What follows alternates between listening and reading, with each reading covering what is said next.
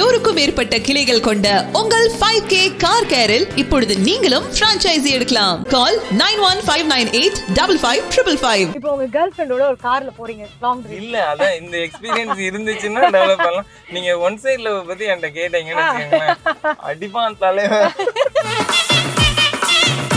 Okay, கல்யாணம் அப்படின்னா கரிகாலன் அவர்கள் எந்த மாதிரி பாப்பாங்க? கல்யாணம் மோச்சி ஒட்டணும். நான் ஆல்ரெடி எதிர்நீச்சல் கரிகாலன் அப்படின்னதும் என்னது அப்படின்னு யோசிக்கிறதுக்குள்ள நானே மேடைக்கு போய் அந்த வீடியோல பாக்குறேன், என்னடா பண்ணிருக்கேன். அப்பாவோட கனெக்ஷன் லைஃப்ல எந்த அளவுக்கு உங்களுக்கு இருந்திருக்கு? எல்லாமே அவருக்கு செல்ஃபிஷா ஒத்துக்கணும். முதல்ல அடி வாங்கியிருக்கேன், திட்டு வாங்கியிருக்கிறேன்.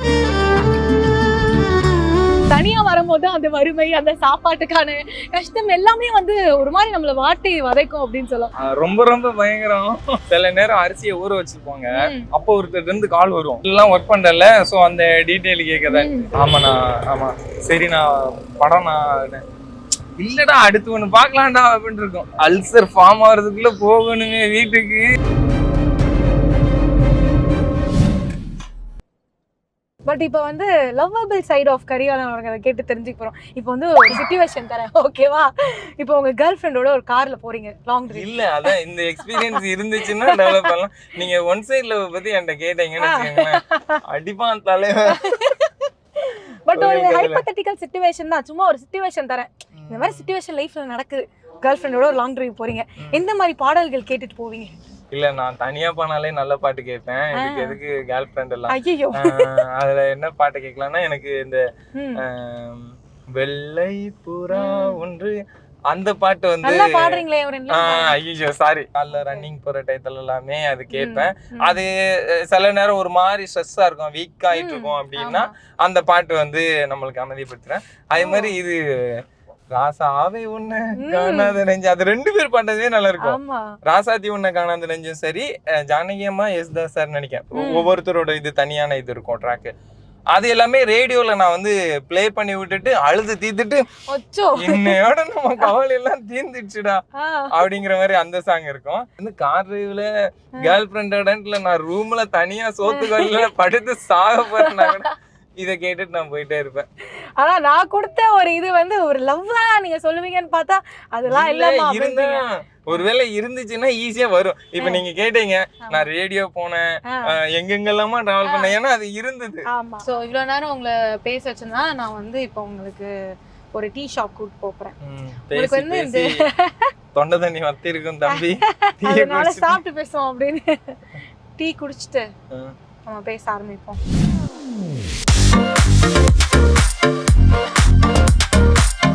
எஸ், சோ என்ன குடிக்க போறீங்க? Milk. Milk, okay super. Sugar without sugar, நாட்டு சக்கரை தான். Full diet. கரிகாலன் அவர்கள் வந்து பயங்கர 6 பேக்ல ஓகே போறீங்க.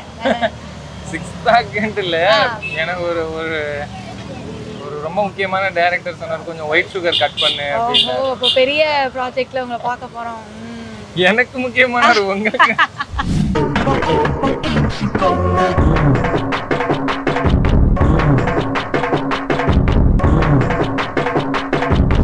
சூடா குடிப்பீங்களா? இவ்வளோ சூடா? சூப்பர். எஸ், ஸோ அந்த அவார்ட்ஸ் அண்ட் ரெகக்னிஷன் அப்படின்னு இருக்குல்ல, நீங்க சொன்ன மாதிரி அந்த சன் விருதுகள் வாங்கும்போது ஓடி போய் ஸ்டேஜ்ல ஏறி இது பண்ணீங்க.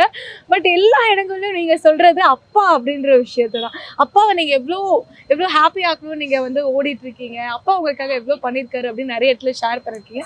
ஸோ அப்பாவோட கனெக்ஷன் லைஃப்ல எந்த அளவுக்கு உங்களுக்கு இருந்திருக்கு? விமல் அவர்களுக்கு அப்பா எவ்வளோ பிடிக்கும் அப்படின்றது எல்லாமே அவருக்கு செல்ஃபிஷா ஒத்துக்கணும். முதல்ல எனக்கு அவருக்கு வந்து கவர்மெண்ட் அந்த லைன்ல போகணும் அப்படிங்கிறது எனக்கு இந்த பக்கம் இருந்துச்சு. ஒரு டைமுக்கு அப்புறம் சரி இன்ட்ரெஸ்டா இவ்வளோ இது பண்றான் அப்படிங்கிறப்ப அவர் புரிஞ்சுக்கிட்டார். உண்மை என்னன்னா, அவர் தான் எனக்கு ஆர்ஜேக்கான அப்ளிகேஷன் இது பண்ணவர், அங்க நோட்டிபிகேஷன் வந்திருக்கு போய் பாருன்னது. என்னோட லைஃப்ல எங்க அண்ணனும் எங்க அப்பா கிட்டையும் தான் அதிகமா நேரத்தை செலவிட்டு இருக்கிறேன், அடி வாங்கியிருக்கேன், திட்டு வாங்கியிருக்கிறேன். எங்க அப்பா சொல்ற ஒரு விஷயத்த உடனே நான் நோ சொல்லியிருக்கேன், முடியாது அப்படின்னு. ஆனா 3வது நாள் அதே இடத்துக்கு அங்க போய் அதை நான் பண்ணிட்டு வந்திருக்கேன். சொல்லும் போது அப்படின்னு ஒரு கோவம் வரும். ஆனா 3 நாளைக்கு அப்புறம் நம்ம அதை செய்வோம். ஏன்னா நம்மளுக்கு தெரியும், நம்மளுக்காக யோசிச்சு நமக்காகவே வாழ்க்கைய வந்து வேற எதுக்குமே நேரம் கொடுக்காம நம்மளை பத்தி சிந்திச்சுட்டு இருக்கிறது மட்டும்தான். அது என்ன சாபமா? விடுங்க. நான் போனாதான் அவர் வந்து சாப்பிடுவாரு. வீட்டுல இருக்கிறேன், பஸ்ல இருந்து என்ன வீட்டுக்கு கூட்டு போறதுக்கு அவர் வண்டி எடுத்துட்டு வருவாரு. நான் சொல்லுவேன், பஸ் முன்ன பின்ன ஆகும், நீங்க சாப்பிட்டுக்கலாம்ல. எனக்கு எனக்கு எனக்குன்ட்டு ஏன் அப்படின்னு ஒண்ணு வரும். நம்மளுக்காகவே இருக்கிறவங்க பேரண்ட்ஸ் கூட பிறந்தவங்க தானே, வேற யாரும் இல்ல.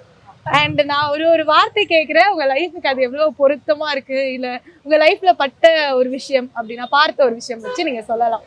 காதல் எனக்கு அது இப்போ அந்த இடத்துல சினிமா அப்படின்னு வருது. காதல் அப்படின்னு சினிமான்னு வருது. ஏன்னா ஒன் சைட் லவ் என் லைஃப்ல இருக்குது. இப்போ அந்த ஒன் சைட் லவ்ல இருக்கிறவங்க வந்து தியேட்டர் போவாங்க. யாரோ ஒரு படத்துல ஒரு லீடுக்கு வந்து அவங்க கை தட்டுவாங்க. நான் அவங்கள்ட்ட என்னோட பாஸ்ட் லைஃப்ல நான் என்ன கொண்டு போய் சேர்க்கறத விட நான் என்ன தியேட்டர்ல அவங்க பார்த்தாங்கன்னா அவங்க கை தட்டுவாங்க.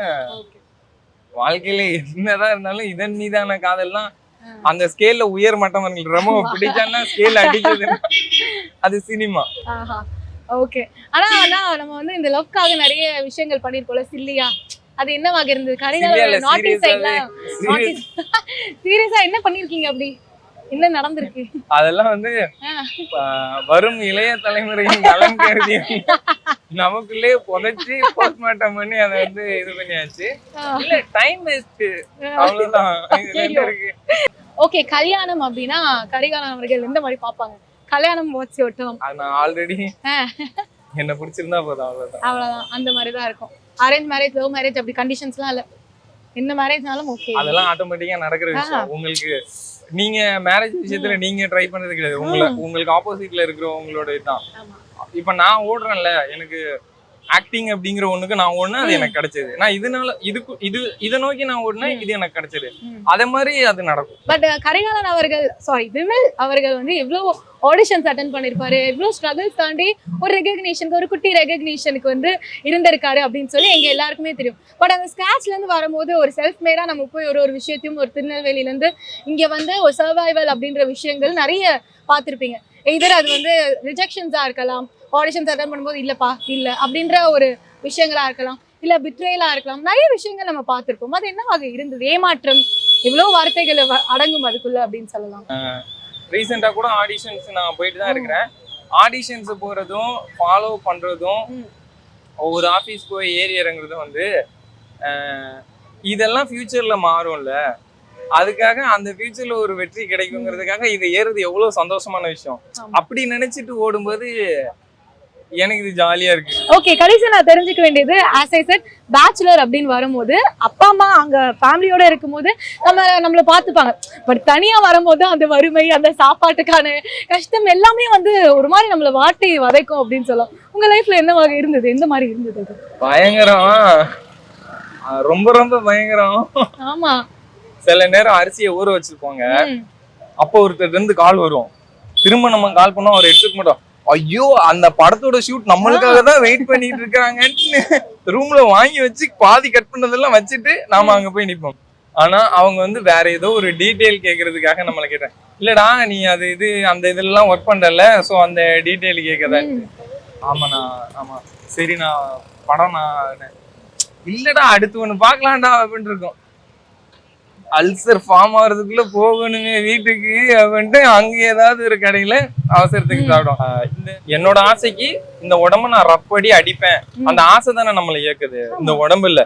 அந்த ஆசைக்காக தான் இந்த உடம்ப ஓட விட்டுட்டு இருப்போம். அது வந்து தப்பு அப்படின்னு நான் ரியலைஸ் பண்ணிக்கிட்டேன். ஆனாலும் பெரிய மாற்றம் இல்ல, ரியலைஸ் பண்ண அவனை அப்படியே ஒரு ஜென் தெரவி புக்கு அழியில உட்கார வச்சுட்டு ஓடிக்கிட்டு தான் இருக்கிறேன். என்ன பண்றது? சோ வாங்க காருக்கு போயிடலாம். வெயிலா இருக்கீங்கன்னா தாங்க முடியல. சரி வாங்க போலாம். வாங்க. எனக்கு மிகப்பெரிய ஃபேன். அது உங்களுக்காக தான் நான் சீரியலே பார்ப்பேன் சார். Thank you sir. கேனே வாங்க.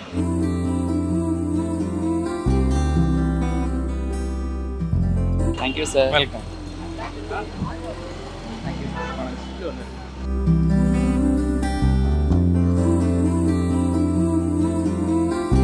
பாக்கெட்ல நோட்லாம் அதிகமா இருக்கு. நீங்க செடி வியாபாரம் பண்ணிருக்கீங்க? செடி வியாபாரம். செடி வியாபாரமா? தேங்க்யூ.